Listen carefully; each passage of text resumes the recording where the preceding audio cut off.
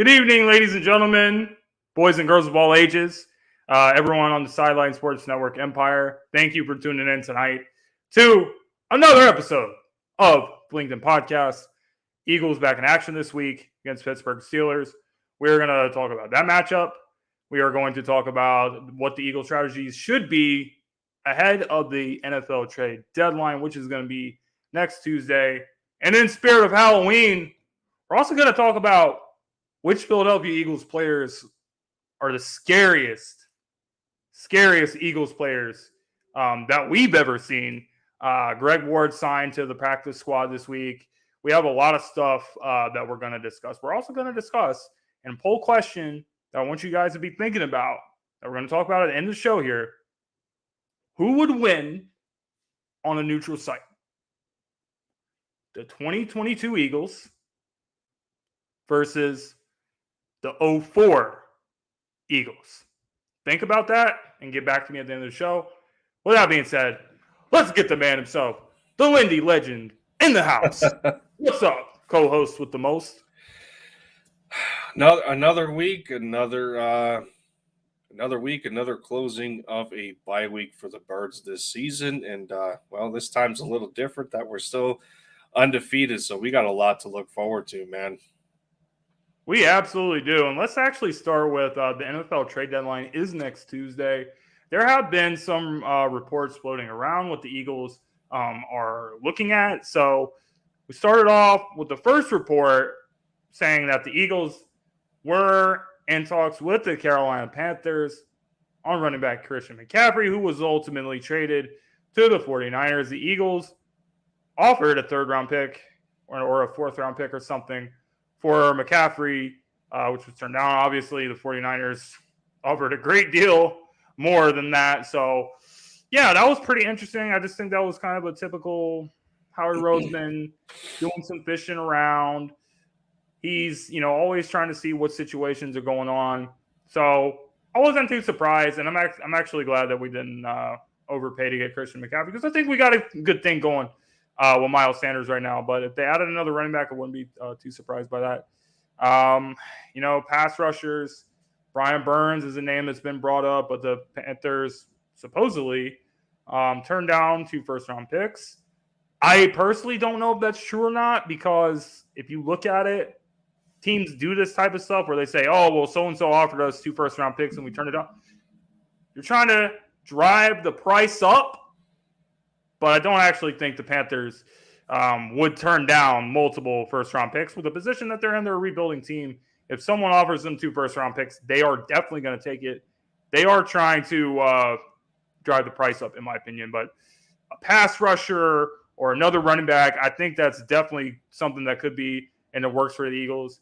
If they don't get Brian Burns, I think another name to watch is Bradley Chubb from the Denver Broncos. They have been seeing his name swirling around, saying the Broncos lose this week to the Jaguars. He could be on the move. The Broncos trying to stockpile some picks because they have been a very disappointing team. The whole Russell Wilson, let Russ cook stuff has not gone as planned, and the Broncos need to do something over there. So pretty interesting, but if I had to say, I definitely think pass rusher and running back could be in the works for the Eagles. The Russell Wilson memes are quite hilarious, by the way. Broncos country, let's ride. And let's ride. Just see everything flaming. LinkedIn country, let's ride, baby. That was just hilarious. But no, I'm not surprised. I'm not surprised about the CMC deal that is Christian McCaffrey falling through. Because, we know to this point, as dynamic of a playmaker he is with the ball in his hands, it's just, and it just dates back to the issue that we had with Miles Sanders coming into this season, is that how healthy was he going to be to where he can play more than 11, 12, 13 games. And right now, Miles is proving us wrong so far, and and actually staying healthy and being productive. I think averaging over 4.2, 4.3 yards a carry, which isn't bad. Although the Eagles collectively, as as a running offense, aren't one of the most productive. I think they sit at 22nd.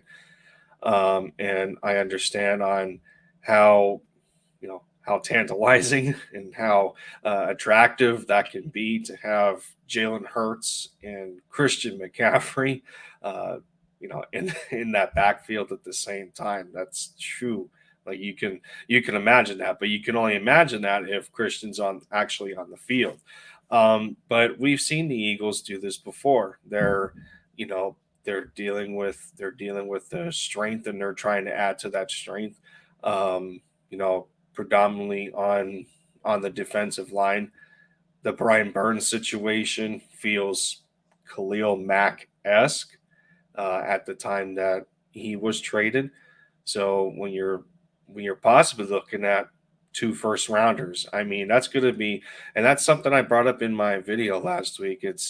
That's going to be a hard sell for the Panthers to move on from a cornerstone franchise player who's only 24 years old and has been as productive as he has, I think, since 2019.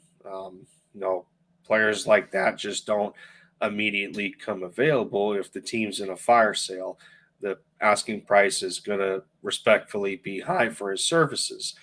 So we can look at a Bradley Chubb, we can look at a Robert Quinn, and I know there's some people that are like, nah, I'm good on Robert Quinn, but I mean, you got to think about it. He should be a cheaper rental type of acquisition, and and another thing in my video I pointed out, it kind of reminds me of when the Eagles signed Ryan Kerrigan as a free agent. Kind of in the same position. He was 32 at the time. Although Jonathan Gannon could not get him to be all that productive when it was too little too late. I think Robert could provide plenty of depth to the pass rushers, but we'll see going forward with what the Eagles do. We hear plenty of rumors right now, especially with running backs. I think Melvin Gordon is another name to watch. David Montgomery, Kareem Hunt. The Eagles have done this before, especially in 2017 at the deadline, and when they got Jay Ajayi. But they still stress the fact that LeGarrette Blount was the number one, and Sirianni is doing the same with Miles right now. That he is the number one back. But it doesn't hurt at the same time to add some power to that room. We know what Kenny Gainwell is. We know what Boston Scott is. Miles is a touchdown on an explosive play waiting to happen. There's no bruiser that can punch it up the middle of the field and get those grinding yards. So that would be nice to have. So those are a few players to keep on watch. Definitely some good names there. I definitely think that we're going to make a move. Even when we think we're done making moves, Howard Roseman always does something. Kind of like what we saw this season, right before the season, Chauncey Gardner-Johnson trade kind of came out of nowhere. It was like a little bit before the season. We made all these big moves, and we're like, there can't possibly be anything else. And then, boom, it happened. So keep your phones on, turn your notifications on, Ian Rappaport, Schefter, whoever, and watch your phones for next Tuesday. Something is definitely going to go down. So let's talk about this week's game, this week's matchup. We have the Pittsburgh Steelers coming to town. State rivalry, if you will. Pittsburgh, Philly coming over here. The Steelers not looking too good. 2-5. Kenny Pickett, rookie quarterback, coming in. He does not look ready. He's very reckless with the ball. He's thrown a lot of interceptions already. I'm not sure exactly how many he's thrown this season, but he has seven interceptions in like only a few games started. Up to the hottest start for the first round pick. And I think that is a recipe for an absolute disaster and a catastrophe in this game, because if you look at the Eagles' defense, they are the most opportunistic group in the league. This team turns you over, and then on offense, we're very efficient. We don't turn the ball over. We take the ball away, and we turn it into points, have one of the best point turnover differentials in the league. You know, Chauncey Gardner-Johnson, the guy I was just talking about a few minutes ago, this guy, you know, hurts his wrist or something in the Cowboys game, and he already had like an interception early in the game. He comes in and gets another interception. You know, I feel like he's had several interceptions already this year. He's pretty much getting an interception in every game, it seems like. Sometimes multiple interceptions. So you got to watch out for these guys. And Slay and Bradbury are they're making plays back there on the back end. So this secondary is making stuff happen. So Kenny Pickett versus this Eagles secondary, the pass rush coming to get him with Hassan Reddick, with Fletcher Cox and the boys, Brandon Graham, Josh Sweat. It does not look like a good recipe for the Steelers. I can understand why the line is at 11. It started at 9.5 and moved to 11 as far as today. Maybe it'll move again before kickoff. So if you guys are looking to bet, put some money on that, because I think the Eagles are in for a big day. I think the Eagles could cover that spread, get the win on Sunday, and prove to 7-0. I mean, at bare minimum for the Birds, this should be an advantage of 2 scores or more. I know there's people out there that are talking about, well, do not underestimate the Steelers. Don't sleep on them. I'm not sleeping on them. It's not good. I mean, they're 2-5 they're 2-5 for a reason. Yeah, I mean when you look at it this way, and this is the same criticism that we gave the Dallas Cowboys when Cooper Rush was the starting quarterback, and well, you can arguably still give the same criticism in Dak's return game, because offensively they didn't look a whole lot better. But you look at the Steelers as a whole, they're the second worst offense, sitting at 31st with only 107 points in 7 games. They're the 22nd ranked defense, and yeah, you got some studs over there, and but Devin Bush has been underperforming. They still got Minkah Fitzpatrick in the secondary. TJ Harris has not been able to get it going this season. No, TJ Watt's still nursing his injury. I mean, across the board, from a defensive perspective, the Steelers are not intimidating. They don't force turnovers, although they are 11th in the league. Forced fumbles, they're 27th. So you know they're not aggressive at stripping the football. Interceptions wise, they've forced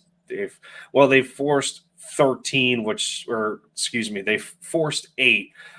So you'll take that. You'll take that as a defense. So their secondary is doing a good job, other than maybe the quarterback isn't doing a good job for the opposing team, but they're third in the league in interceptions.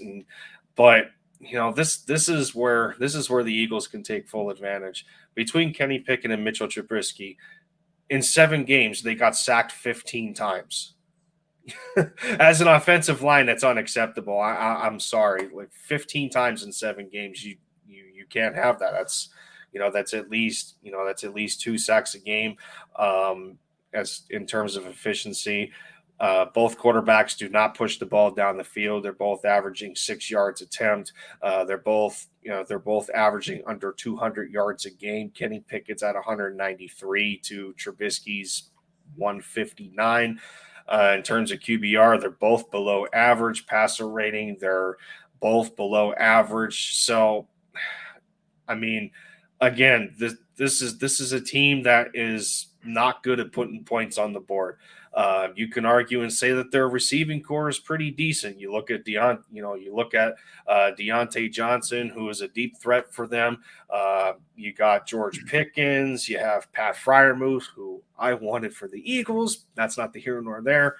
I loved Pat coming out of Penn State, but Chase Claypool has been a disappointment this year so far. Across the After board, Chase in offseason said he was going to be a top 3 wide receiver, but go ahead. Yikes, right?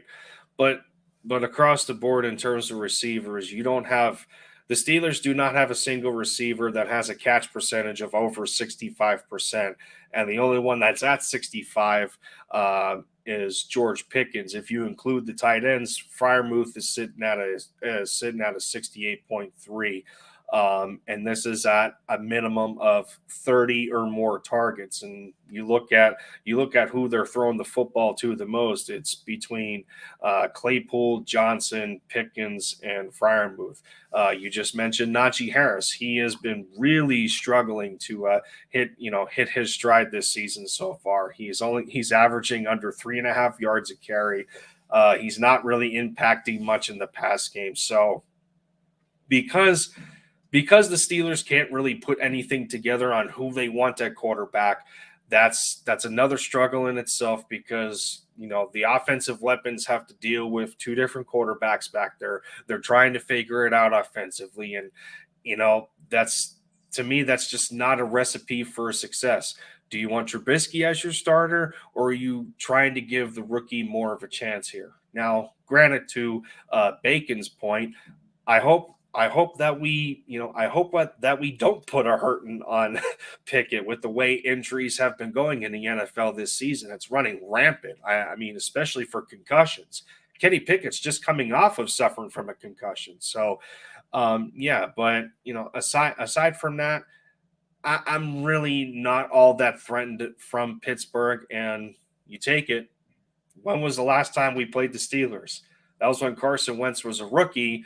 Pittsburgh came to Philly, and they got dominated. They didn't have a chance, and that's when Ben Roethlisberger was their quarterback. So that's all you need to know. Last time Steelers were at the Linc'd, they got absolutely smoked. Yeah, yep. they got slaughtered. So I remember that game, and I think this result is going to be much of the same if the Eagles show up and do their job. We're top 5 in offense and defense for a reason. And coming out of the bye, we should do nothing but improve on both sides of the football. We need to play better coming out of the bye. Yes, we do. I expect to see that for sure. But yeah, this is another one of the games on the schedule where you got to just look at yourself and say the Eagles can only beat themselves, because they cannot lose to this team. This team is not better. They're not even close to on the same level. But you still got to take everything seriously. Handle business. Don't do anything stupid. Turnovers. The Eagles haven't been turning it over that much. Hasn't really been an issue. We've been taking the ball away. Kenny Pickett, reckless with the ball. Rookie quarterback, opportunistic secondary. Not a good recipe for success. It's actually a recipe for disaster for the Pittsburgh Steelers. But ladies and gentlemen, when we get back, we got some more stuff to talk about. Our main man, G. Ward, Greg Ward Jr., he is coming back to the squad on a practice squad deal. So that's going to be something interesting to watch out for. But we will be right back. Sports fans are gearing up and saving big at Fanatics.com, the world's largest collection of officially licensed fan gear. From all the leagues, teams, and players you love, unique one-of-a-kind designs exclusively by Fanatics, and autographed collectibles from today's biggest stars shipped directly to your home. Join Fanatics Rewards for free to earn fan cash on every purchase. Shop now and for a limited time, get 20% off all orders. Fanatics.com, officially licensed everything. Ladies and gentlemen, Greg Ward is back on the practice squad. He was kind of the odd man out because the Eagles just had a bunch of wide receivers. He brought in A.J. Brown. Jalen Reagor was here. He got traded to the Vikings. Devontae Smith obviously out here. You got your main man, Quez, putting on the burners, putting on the Jets. You had a loaded receiver room, and you didn't know what was going to happen. So Greg Ward Jr. coming back. Lindy, your thoughts on the move? In all honesty, I mean, I don't know. I don't know what this exactly tells me, other than it has to do with special teams more than it does in terms of the offense. Britton Covey's in trouble, whether What it we seems like it or like. not. And I know I've been giving him a chance, and this kid's a rookie. He's trying to figure it out. Undrafted rookie free agent out of Utah, and again, he's trying to figure it out there. And this could be a means of lighting a fire under him. And again, Greg Ward was in a position where he's been nursing a toe injury. He got waived off of IR, and Injury settlement. I think it's to rule that a team has to wait 6 weeks before claiming a waiver claim or signing someone back onto the practice squad.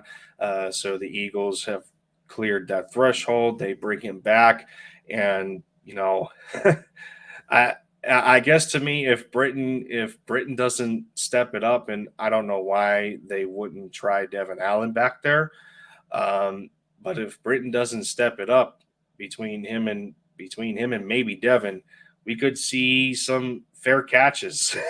Greg fair catch Ward out on special teams once more. So, Eagles fans, this is a pick your poison. Who would you rather have back there? I know Britton's struggling right now, but at least he's pushing the football upfield a little bit. In terms of us having good starting field position, which we do, if I recall correctly. I think we're one of the top teams in that. Yes, the Eagles are 5th in terms of starting field position.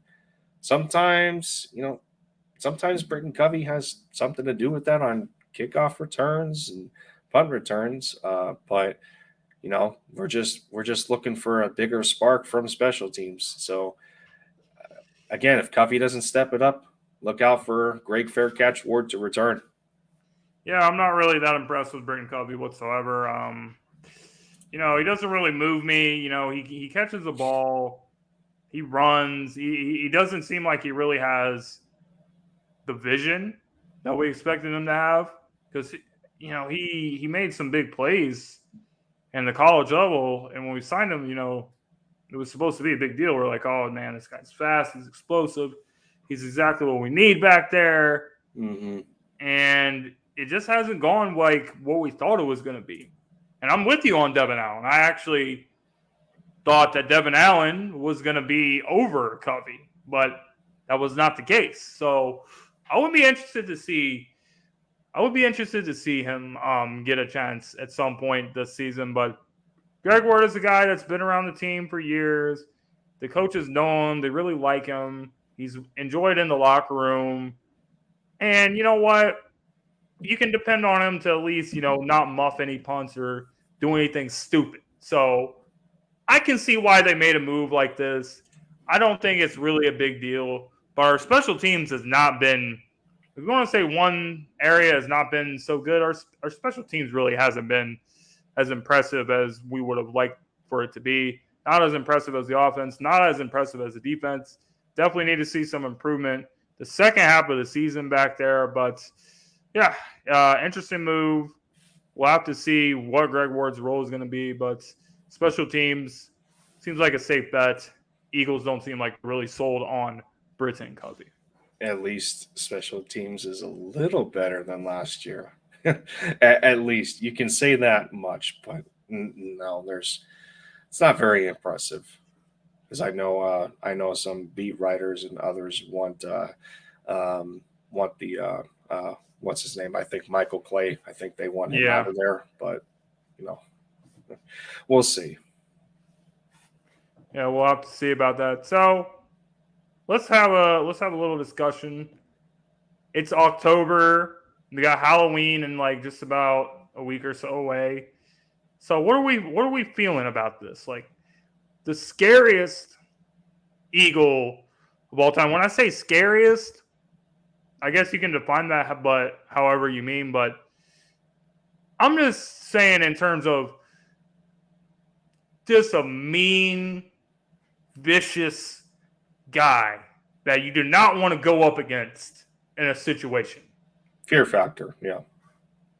So I'm going to throw a curveball on this one because I know people are going to say Dawkins, people are going to say Reggie White, Jeremiah Trotter, Hence your jersey. A lot of defensive players. Yes, right. And I love this jersey, by the way. But he is not my pick. He is not my pick.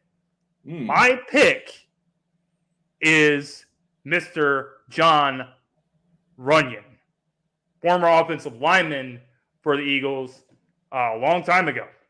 This man had a mean, vicious streak. And when I'm talking about playing the offensive line, you got to have that. You got to have that. You cannot be soft playing on the offensive line because you got to go up against some other mean, nasty guys.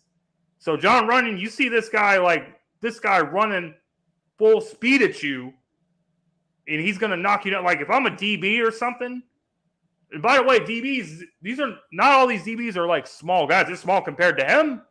But, you're like 195, 200 pounds. That's not small. That's not small. But this guy comes running down the field on you on a running play, bro, you're going to just get completely smoked. He was a mean, nasty guy.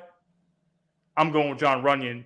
Scariest Eagle of all time. Happy Halloween. That's definitely interesting, man. I think I'm gonna stay on the offensive side of the ball on this one. And yeah, you brought up Weapon X, Wolverine. You brought up the thing about Dawkins though, like in terms of playing, absolutely. But Brian Dawkins is actually, and I'm going to give a shout out to our guy at the network, John Shear, because he went to cover the NFL Hall of Fame last year and the year before, and he actually met Brian. And Brian is actually one of the nicest guys that you ever meet. Like as a person, he's one of the nicest guys. If you notice his pregame speeches, he's never saying cuss words. Like he's not saying like giving everything you got and saying, dropping F-bombs and stuff. He's saying doggone and stuff like that. He's a nice guy. He's just mean on the football field. knows when to take it, knows when to take his anger out at the right time. Right. But as soon as I say this person's name, I guess it could have that kind of Megatron effect. And one of the all-time Eagle greats that I think just got into the I think it's the Eagles Hall of Fame that he was just added to. That would be Harold Carmichael. I mean, I don't know, man. I don't know, man. There's something about when you're. I mean, he was like 6'8", right?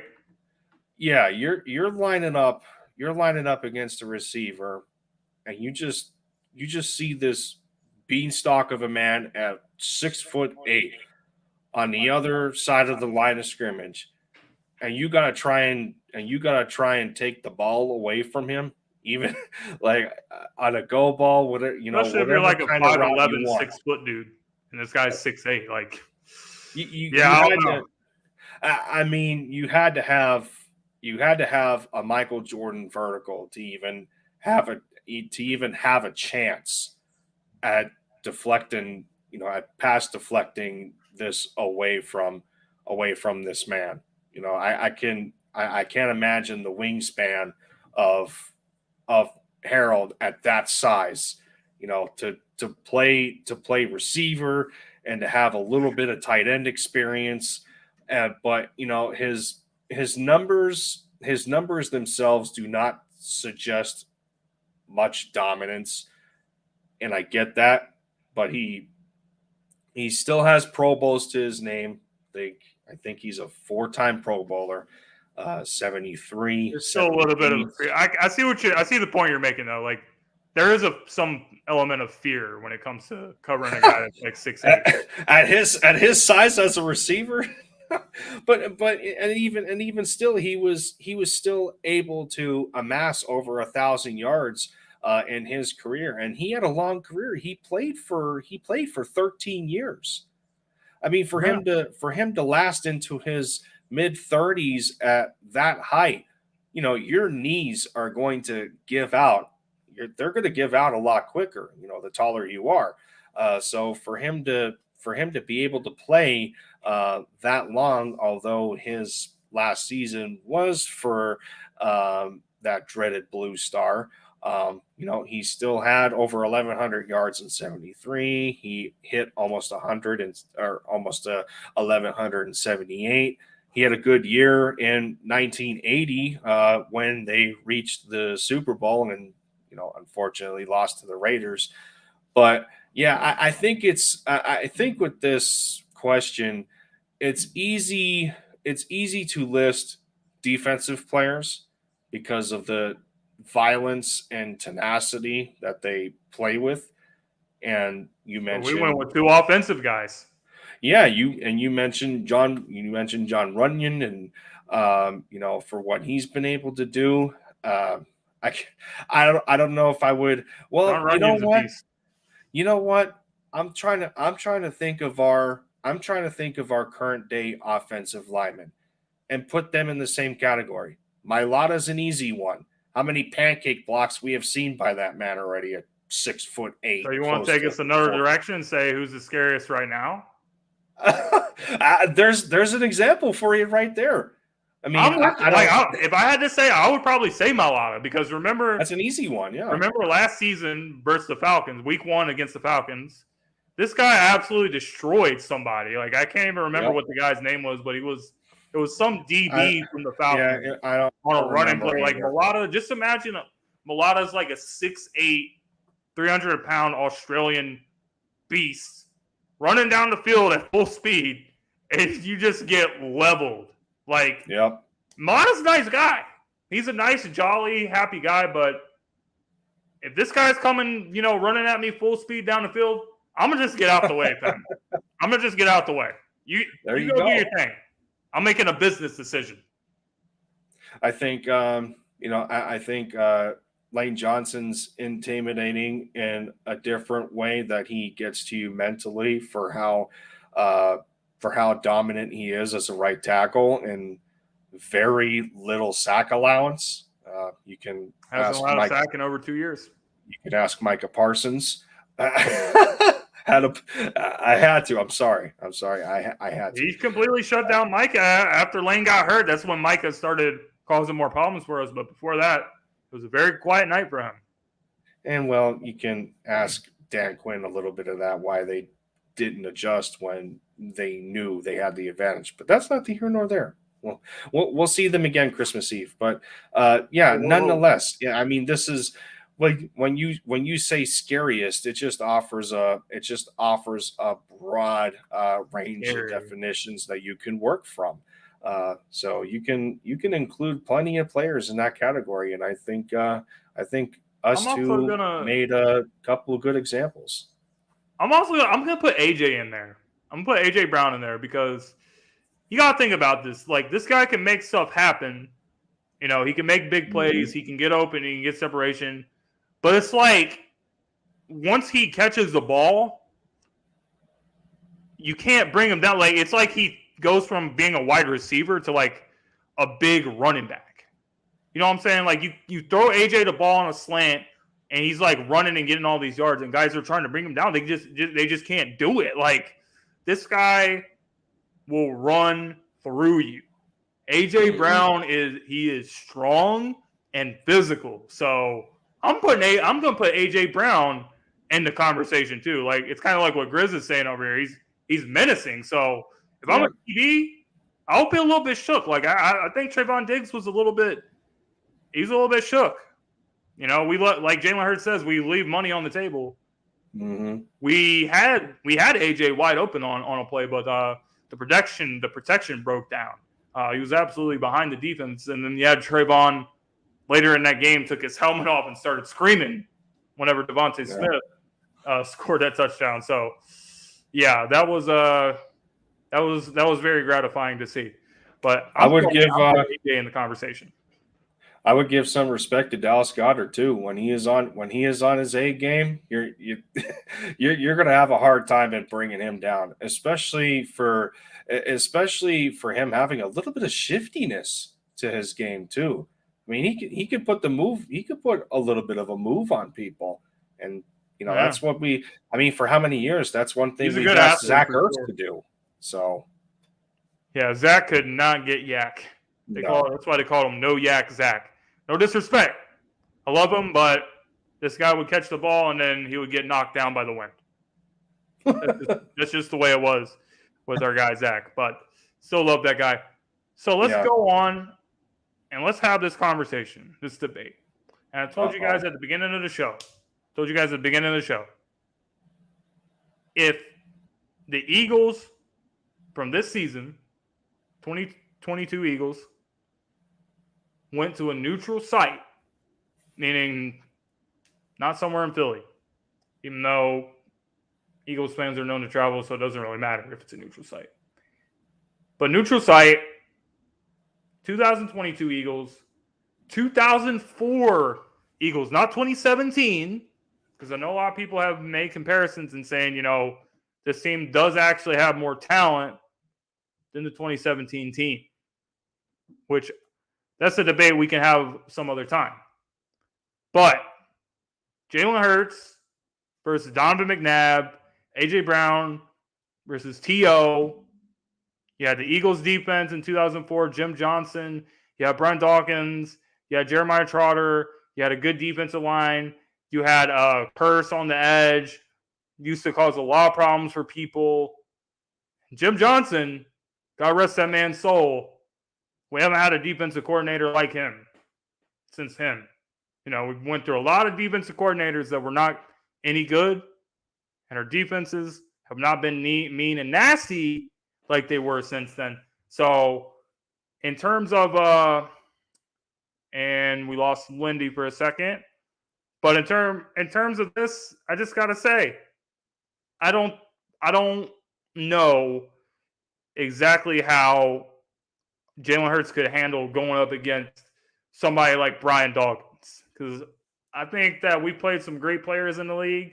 There's some great talent in the league right now, but this is a different guy that we're talking about.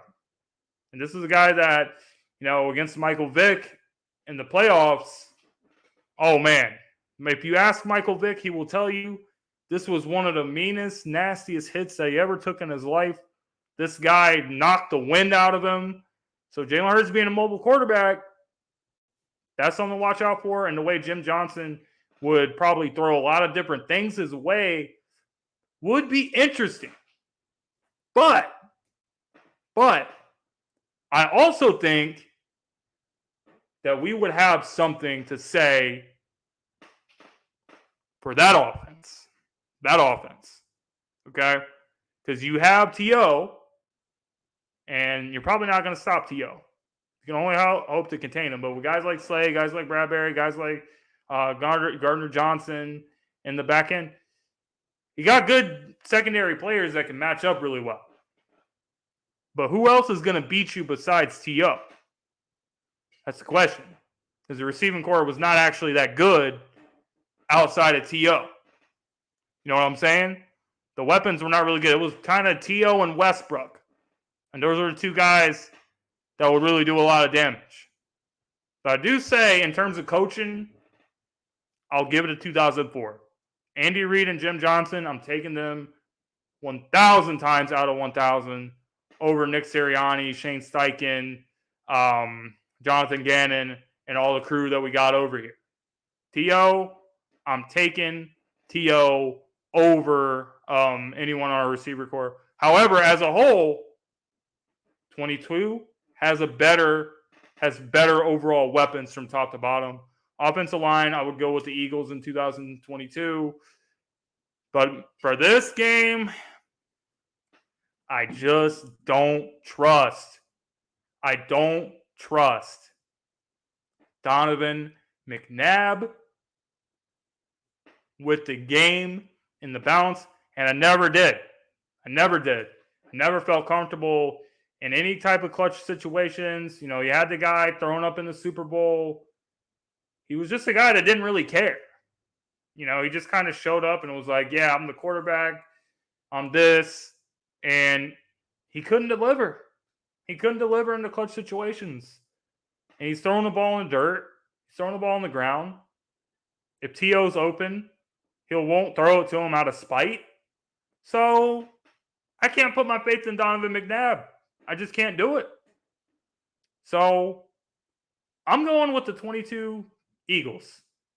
The 22 Eagles, no matter what has happened this season, we have continued to find more ways to win football games, and we can win it. It's not just like if you take one thing away from us, then we can't win. Like, this is our identity. This is what we do. If you take A.J. Brown out of the game, then we can't do anything. We can't move the ball. If you stop the run, we can't do anything. We can't move the ball. No. You can take away the run, and we'll still find a way to win. That's kind of what happened versus the Washington Commanders. We actually were killing them with big plays in the passing game, and Jalen Hurts is not really running that much in that game. And we didn't really run for a lot of yards. So you take one thing away, they still find a way to win. And in the clutch situations, I just can't put my faith in Donovan McNabb.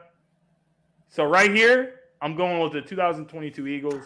I do think they would beat the 2004 Eagles. Looks like I came in at the right time here. I think I made a pretty good case. Hopefully, I do not succumb to any more random power surges. That's what I had to text Jim here quick.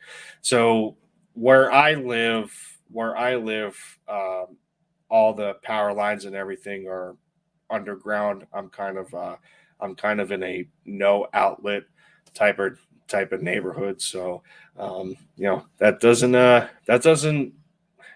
doesn't bode well much for me, especially when the weather decides to give me some heavy rain over here.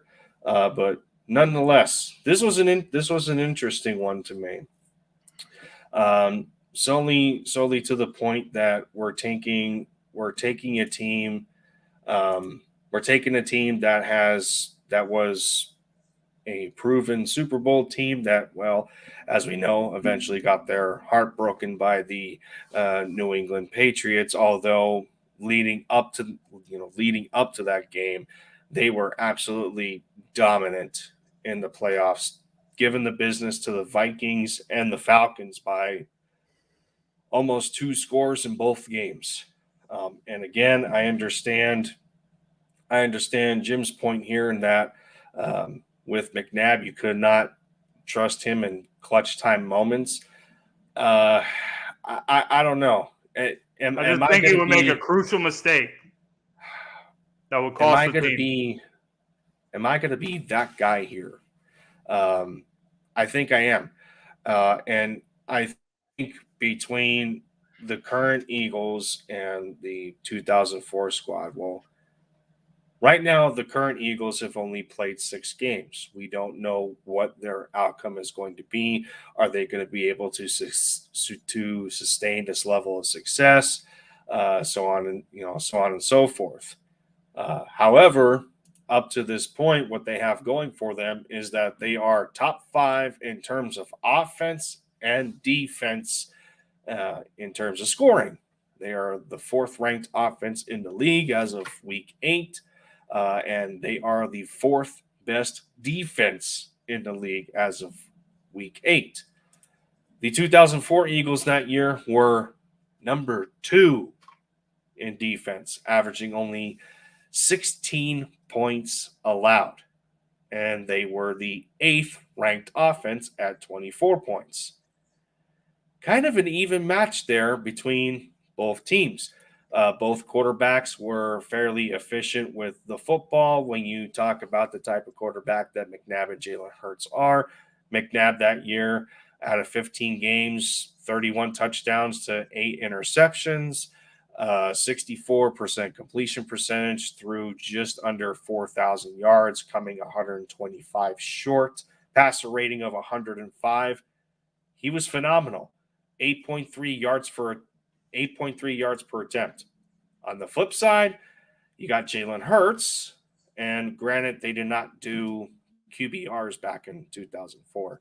But right now, Jalen Hurts is an above average quarterback of a near 60 QBR, averaging 250 yards a game to McNabb's 258.3. Hurts is at 252. Yards per attempt are very close. They're only 0.1 yards apart at 8.2 to 8.3. Hurts is completing 67% of his passes, taking care of the football with only 2 interceptions, and you can tack on an additional 6 rushing touchdowns. Both quarterbacks are damn efficient. But I think the one thing that sets these two teams apart is experience. And I think that's the easiest thing. I think that's the easiest contrast that you can make between the two of them, especially when you have such a star-studded coaching staff the Eagles had in 2004. Andy Reid. You already know. They have the edge for coaching. Big Red. You're already going with Big Red. But it is the rest of the staff where this team separates itself from the Eagles. Jim Johnson, your defensive coordinator. Brad Childress was a good OC for them. David Culley for the receivers. John Harbaugh, Marty Morningwake, Sean McDermott, Pat Shurmur, Steve Spagnuolo. A lot of those guys are head coaches in the league now. McDermott's a head coach. Harbaugh's a head coach. Harbaugh won a Super Bowl with the Ravens. Andy Reid's coaching tree, man. He's got the best coaching tree in the league. A lot of people would think New England Patriots, but no. Belichick, his coaching tree is terrible. He actually has some of the worst coaching trees, which is why could spark a whole nother debate out of this. I'm taking Andy Reid as a coach over Bill Belichick because without Tom Brady, Belichick has a losing record as a coach for his career without Brady. So Andy Reid's getting it done with all these quarterbacks. But despite how great of a coach Andy Reid was, you could never, ever trust McNabb because McNabb would always choke. And I always say this, that if we had a better quarterback than McNabb, then we would have had a chance to win those NFC championship games. A lot of the ones that we lost before T.O. came there. But McNabb just does not have the clutch gene. And I trust Jalen Hurts, even at this stage in his career, second, third-year quarterback, second year starting, I trust him in a clutch situation over McNabb. And I'm not afraid to say it. That's true. That's definitely true. But still, I mean, I cannot deny the level of experience that, in terms of the coaching staff and in terms of the players that the Eagles had that year. I mean, I don't know, man. You really think Jalen Hurts can get the best of a Jim Johnson coached defense with all those playmakers on the defensive side of the football? I think that's a tough sell. I think we would have to figure it out. I would say, they have the edge in that, but Dawkins, Sheldon Brown, Michael Lewis, Trotter, Lito Shepherd, Javon Curse, they were loaded, man. I don't know. Hurts would have a tough day against that defense. I'm sorry. I would take the 2004 team on this one. All right, I'm going with 22. You're going with 2004. Yep. Fair enough. I don't think many of your points are really wrong, but for me, I really just can't trust McNabb. I never was able to trust him. Over the course of his career, I always just had a feeling that something bad was going to happen, an accident waiting to happen. Third down, fourth down, whatever you need to convert for a first down. This guy's going to feel the pressure. He's going to throw the ball in the ground. He's going to throw the ball at the feet of the receiver. You can't trust this guy. T.O.'s wide open. He's being spiteful. He's like, I don't want to throw it to you because I don't want you to be getting the credit. This is how McNabb is wired. This is why McNabb's not a winner. I think when it comes to being a winner and having a win mentality, Jalen Hurts, as right now, 24 years old, he's more of a grown man and more of a leader than McNabb ever was at any point of his career. So I think that stuff matters. I think that stuff matters, and that's why I'm going with the 22 squad. But I don't think any of your points are wrong. If anything, it was a really good and interesting debate tonight. But that was about all we have time for tonight. So, Lindy, I want to give you the floor. I want you to tell the people any of the stuff that you're working on, any of the stuff you're doing with your channel, any stuff you're doing with Sideline Sports Network Empire. I wish I had some things to say as of recently, but I've been cleaning up a few things on the on the outside life end. I did have something in the works for last week. Unfortunately, it fell through. Okay. But I will be trying to connect and resurrect that. But yeah, I mean, on another note, just trying to figure out my ultimate goal in life in terms of my career. So I got a new beginning coming up in 2 weeks, and I'm pretty damn excited about it. But it shouldn't affect the channel much, especially the podcast. So I will still have full commitment to the podcast here. But yeah, Awesome. a lot of it's not too late to it's never too late for a career change, and that's where I'm currently at.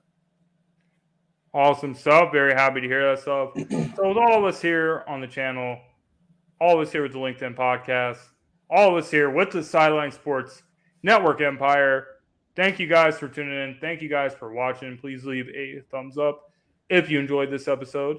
And we will see you guys next Tuesday night. Go Birds! Sports fans are gearing up in Wrong outro.